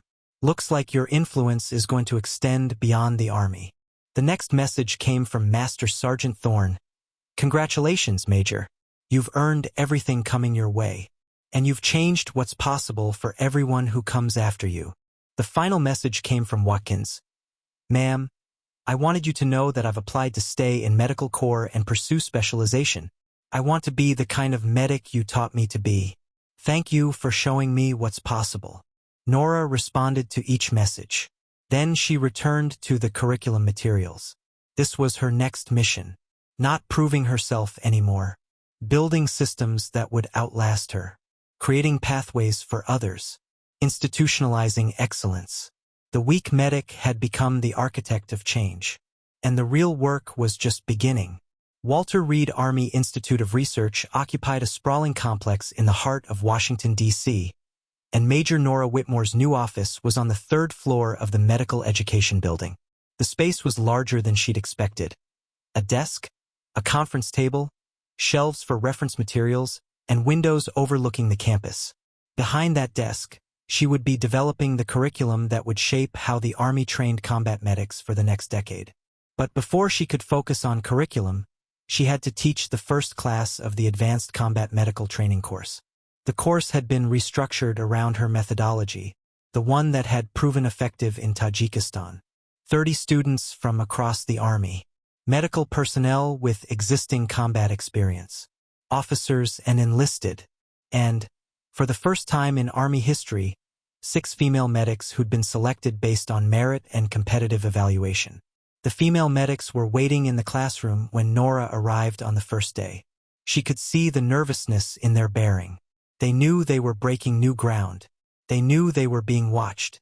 They knew their performance would be used to validate or invalidate the entire female integration initiative. One of them, Captain Rachel Torres, no relation to the recruit from her Forward Operating Base Ridgecrest training, approached Nora before class started. "Ma'am, I just wanted to say thank you," Torres said. "Your program opened the door for people like us. Without what you accomplished, I wouldn't be here." Nora recognized something in Torres's expression. The same thing she'd felt years ago when she'd started her own journey. The understanding that this wasn't just about personal career advancement. It was about changing what was possible for everyone who came after. "You're here because you're qualified," Nora said. "Make sure you focus on proving that, not on being grateful for the opportunity. Merit is what validates this program. Nothing else." The class itself was designed differently from traditional military medical training. Nora had taken what worked at Forward Operating Base Ridgecrest, the intense physical demands, the escalating complexity, the focus on decision-making under pressure, and adapted it for experienced medics. These weren't recruits. These were professionals with years of experience. What they needed wasn't basic training. They needed advanced training that pushed them beyond competence to mastery. The first week focused on complex casualty scenarios that required not just technical medical skill but strategic thinking about resource allocation, personnel management, and coordinating medical response across multiple casualties in austere environments. Nora pushed them harder than she'd pushed the recruits. She expected faster execution, more sophisticated decision-making, leadership capability alongside medical expertise. One student, a chief warrant officer named David Morrison, struggled with the pace. He'd been a combat medic for 15 years, had multiple deployments, had an excellent record. But he was used to doing things a certain way, and Nora's curriculum demanded flexibility, constant reevaluation, and willingness to abandon traditional approaches when new information suggested better alternatives. During a complex scenario on day 4, Morrison made a decision that was medically sound but strategically poor. He'd spent valuable resources on a casualty who was unlikely to survive, leaving insufficient supplies for 3 other casualties with better survival potential. Nora stopped the scenario immediately. "Chief, walk me through your decision-making on that casualty," she said. Morrison explained his reasoning. The traditional approach to medicine was to try everything you could to save a life. But combat medicine wasn't traditional medicine. Combat medicine was about maximizing lives saved with limited resources. "You're thinking like a civilian doctor," Nora said bluntly. "Combat medicine requires you to make decisions you'd never make in a hospital. Deciding that some casualties have better survival potential than others. Allocating resources accordingly. It's triage at a level most medics never have to confront." She ran the same scenario again, but this time she demonstrated the proper approach. She triaged immediately, recognized that the first casualty had injuries incompatible with survival in a forward environment, and shifted her focus to the 3 casualties who could be saved with aggressive intervention. "This is what advanced combat medicine looks like," she said. "Not doing everything you can. Doing what creates the best outcomes with the resources you have." Morrison repeated the scenario and made the correct strategic decisions. When it was over, he approached Nora. "I've been thinking about this wrong for 15 years, he said. "I've treated casualties and I've tried to save everyone. But what you're teaching is something different. It's about mathematics and strategy, not just medicine." "Combat medicine is all 3, Nora said. "And most medics never get taught that strategic component. They get taught technique. But technique without strategy leaves casualties who could have been saved dying for lack of resources." By week 2, the class had adapted to Nora's expectations. They understood that this wasn't a traditional medical training course. It was a leadership course disguised as medical training. It was about developing judgment that came from understanding the full complexity of casualty management in austere, resource-limited, high-stress environments. The female medics were thriving. Captain Torres had moved from nervous to confident. The other 5 female students had demonstrated competence that matched or exceeded the male students. And they'd begun supporting each other in ways that created a cohort rather than individuals competing. By the final week, when the comprehensive exercise happened, a 72-hour continuous scenario that mirrored the training Nora's recruits had experienced at Forward Operating Base Ridgecrest. The class moved as a unified team. Senior medics mentored junior medics. Officers and enlisted personnel coordinated seamlessly. Male and female medics worked alongside each other without distinction, focused only on executing medical care under pressure. When the exercise concluded, when all the scenarios were complete and the debriefs were done, Nora called the class together for the final session. "You came here as experienced medics with established reputations," she said. "You're leaving as combat medical leaders, people who understand not just how to treat casualties, but how to lead medical teams, manage resources, make strategic decisions under pressure, and coordinate complex medical responses in austere environments." She paused, making eye contact with each student. "Some of you will return to units where you'll train other medics. Some of you will move into leadership positions. Some of you will deploy again. Whatever path you take, the curriculum you've completed here, the framework for thinking about combat medical care, will inform every decision you make going forward." She turned specifically to the female medics. "For the women in this class, you've demonstrated that capability is the only standard that matters. You've performed at the same level as your male counterparts. You've contributed leadership and expertise. You've proven that gender is irrelevant when it comes to medical competence and decision-making under pressure. Carry that truth forward. Don't apologize for your capability. Don't diminish your accomplishments. Lead with competence and let your actions speak." The class graduated 3 days later. The diploma wasn't a piece of paper. It was certification that they'd completed the most demanding medical training the Army offered. And it was recognition that they'd been trained by the female medic who'd opened doors that would stay open. After the graduation ceremony, Captain Rachel Torres lingered as the other students filed out. "Ma'am, I wanted to tell you something," Torres said. "When I was applying for this course, I had doubts. I didn't know if I was good enough. I didn't know if I could compete with all these experienced guys. But then I read about what you'd accomplished, about how you'd trained a platoon of recruits who'd performed successfully in combat, about how you'd proven capability matters." She paused, emotion crossing her face. "Reading your story gave me confidence that I could do this, that I didn't have to apologize for being female, that I could just focus on being a great medic. And now I've completed this training, and I'm going to be assigned as a medical officer to a combat unit. I'm going to lead medics in the field, and I'm going to teach them what you taught me."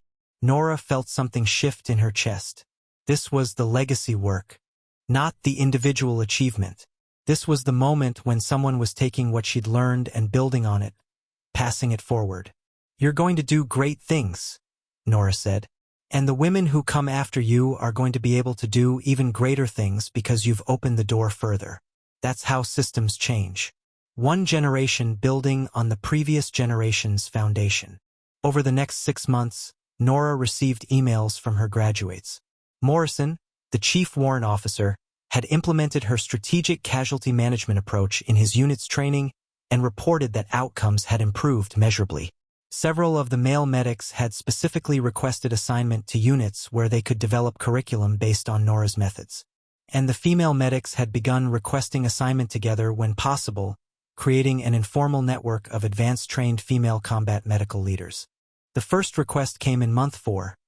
A female medic was requesting to teach the Advanced Combat Medical Training course alongside Nora.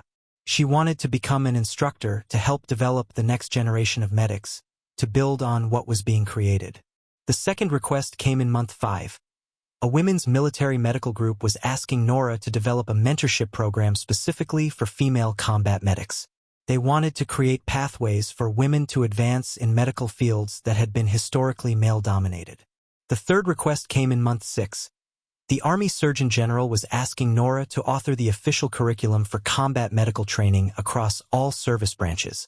Not just the Army, the entire military medical corps.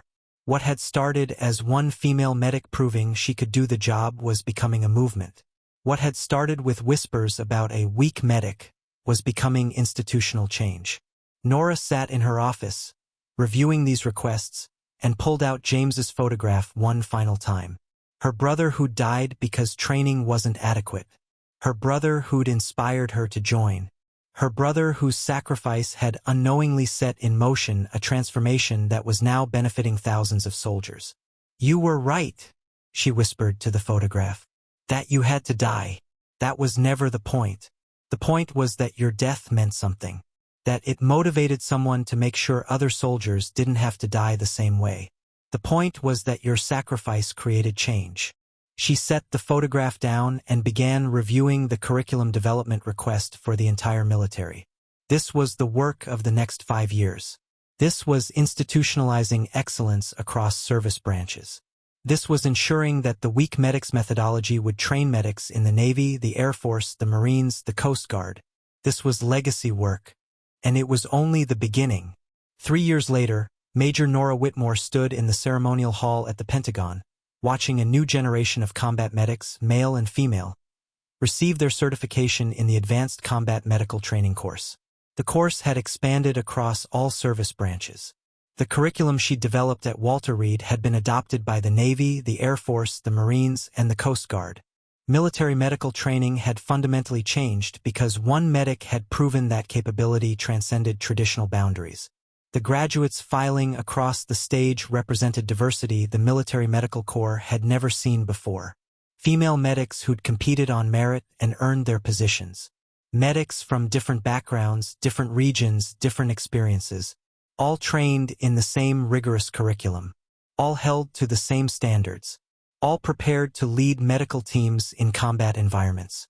Captain Rachel Torres was on the stage as one of the instructors now, presenting a certificate to one of the graduating female medics. Torres had completed her deployment, had led medics in combat, and had requested assignment as a curriculum developer. She was shaping the next iteration of the training, building on what Nora had created, adapting it for changing threat environments and evolving medical knowledge. Chief Warrant Officer Morrison was also in the ceremonial hall, standing with other senior medical leaders. He'd spent the past 3 years implementing Nora's strategic casualty management approach in his unit's training protocols. He'd become an advocate for the new methodology, speaking at medical conferences, publishing articles in military medical journals about how strategic decision-making improved casualty outcomes. The informal network of female combat medics that had started with the first cohort had grown to over 150 women across all service branches. They supported each other. They mentored incoming female medics. They created pathways that hadn't existed before. The culture was changing, not because anyone had mandated it, but because capability had proven itself repeatedly across different contexts and different soldiers. After the ceremony, Nora was asked to say a few words to the graduates. She stood at the podium, looking out at faces that represented the future of military medicine. You're graduating from a course that was built on a simple principle, she began. Capability matters more than anything else. Not your background, not your gender, not your previous experience. What matters is whether you can make competent decisions when soldiers' lives depend on it. She paused, letting her eyes scan across the sea of faces. 3 years ago, I stood in a training yard at Forward Operating Base Ridgecrest with 30 recruits who'd been told I was the weak medic. They doubted me. They questioned whether a woman could handle combat casualty care. They whispered about diversity hires and whether I'd get someone killed. She could see some of the female graduates nodding. They recognized the story. It had become part of military medical culture now, the story of the medic who proved everyone wrong. What proved them wrong wasn't words. It wasn't arguments about fairness or policy. It was action. It was demonstrating through execution that I knew what I was doing. It was training soldiers so well they survived in combat. It was making decisions under pressure that kept people alive.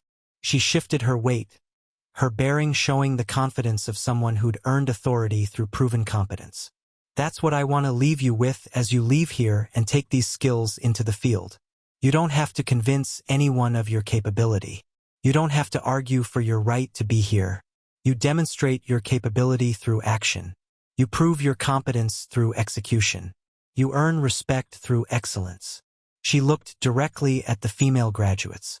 For the women in this class, the doors you're walking through were hard-won. People fought to open them. People sacrificed to create pathways for you. Don't waste that. Be so excellent at what you do that the next generation of women comes after you and it's already assumed that gender is irrelevant. Build on the foundation that's been laid. And then build further so the generation after you has it even easier. The ceremony concluded, and Nora moved through the crowd, shaking hands, accepting congratulations, answering questions about the curriculum. An older general approached her, General Sarah Mitchell, the Army Surgeon General who'd sent the video message 3 years ago recognizing her promotion.